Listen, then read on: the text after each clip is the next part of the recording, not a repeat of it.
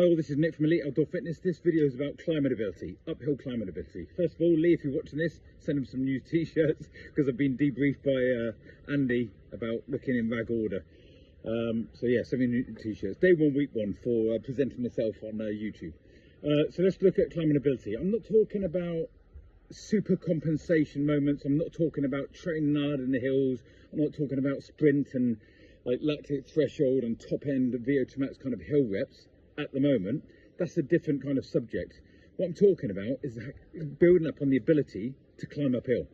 And most of you that are watching this go, yeah, I've been doing that for years. I kind of do it with my walking, a little bit of running on the weekend, go over the hills. It's very different. That's kind of walking capability. I'm talking about like becoming a monster in the hills, okay? Something that I used to be once upon a time, and I'm always trying to gain back a percentage of it.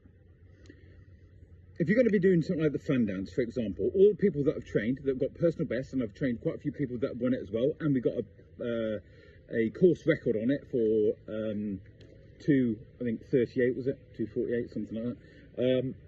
Then all those people, when they finished, felt like they could have achieved a little bit more throughout the whole of that course. That's how you should be looking at building your capability when you're building elevation into your hills. So let's use, for example, Thursdays today. I've just done hill reps. I've been ill for a number of for a period of time, and I'm kind of messing around with training to suit the medication that I'm on at the moment and getting used to doing. I have no doubt in 6 months time I'll be back on it full on, but at the moment I'm having to be a little bit more sensitive to my body's needs and all that lot than most people would be. So it's easy for me to work out, and I also do it for a living.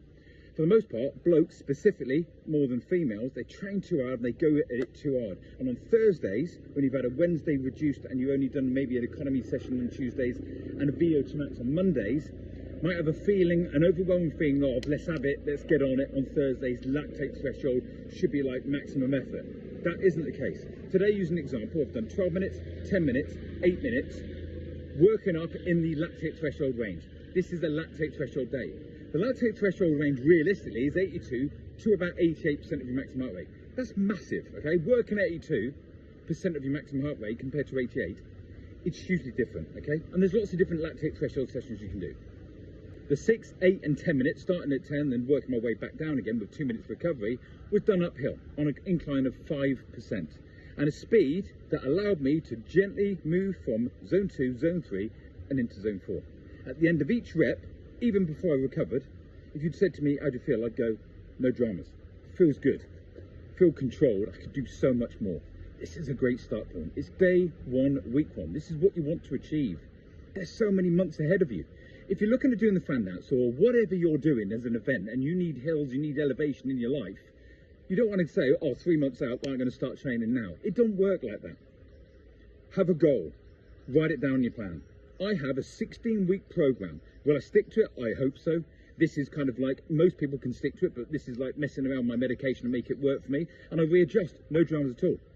But if you start on week one with something that's very achievable and you do something like a 10 minute, an 8 minute, 6 minute, 5% and a speed that is relative to where you want to be, and you finish it thinking, do you know what, I felt really good about that, then the progression will fit that. And then much later on, then you can look at doing harder sessions. Then you can look at super compensation kind of weeks to capture a little bit more of exercise performance. If you need any more information, because we do it for you, I do it for you, okay? We've also got Duncan who runs the RTG.